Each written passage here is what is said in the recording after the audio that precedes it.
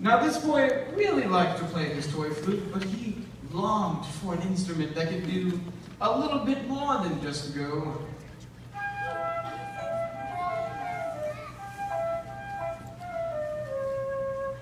But he lived in a country where most of the people were very, very poor and scarcely had enough money to buy food or even shoes.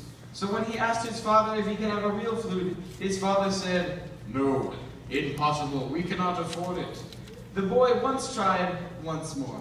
"But father, this only plays a few notes."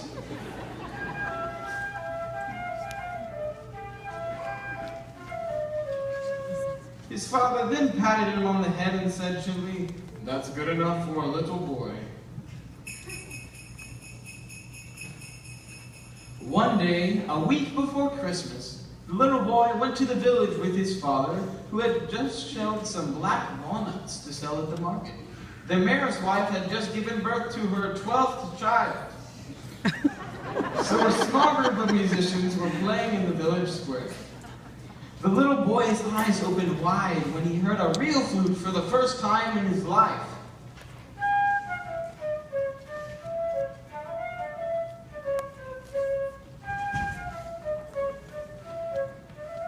"Gee, what beautiful notes!" And then his eyes opened even wider as he heard the clarinet.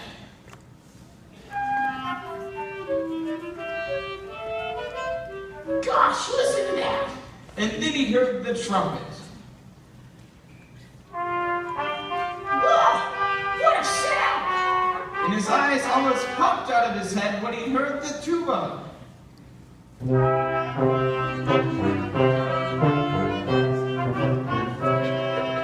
All of the instruments joined together, but the little boy could only see and hear that tuba.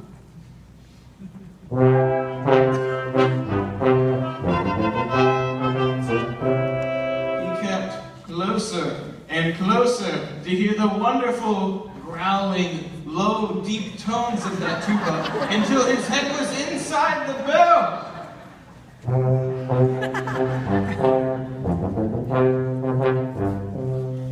"Jim, that is terrific!" When his father called him, he couldn't hear anything but the oompa of that tuba.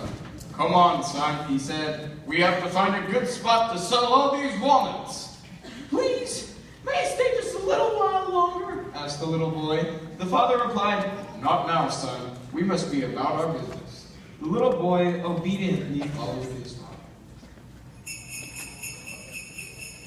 That night, as he lay in his bed, the little boy pictured that band over and over again. He imagined himself playing that shiny and beautiful instrument called a tuba. He hoped and hoped that somehow he would get a tuba.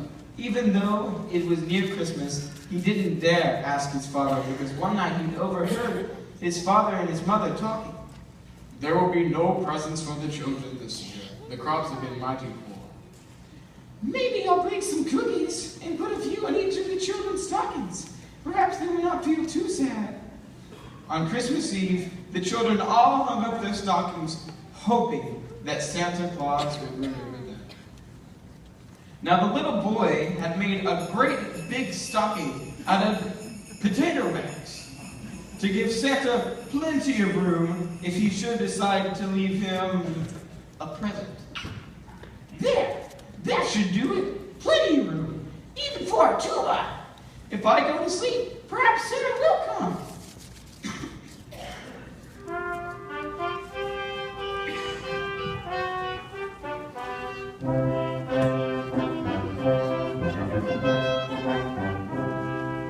Asleep and dreamed of that village band. The tuba in his dreams seemed shinier and even more golden than ever. When he awoke in the morning, he rushed over to his large stocking. Is there anything in it? Oh no, it's empty, except for a few cookies. I knew it would be empty. After all, Santa can't carry a tuba all the way from the North Pole. It was disappointing. The little boy fought back his tears. Sadly, he picked up his toy flute and began to play.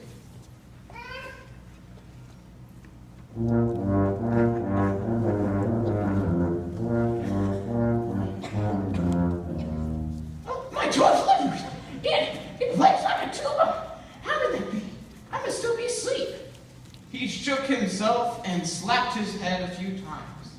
He again put his toy flute to his lips and played.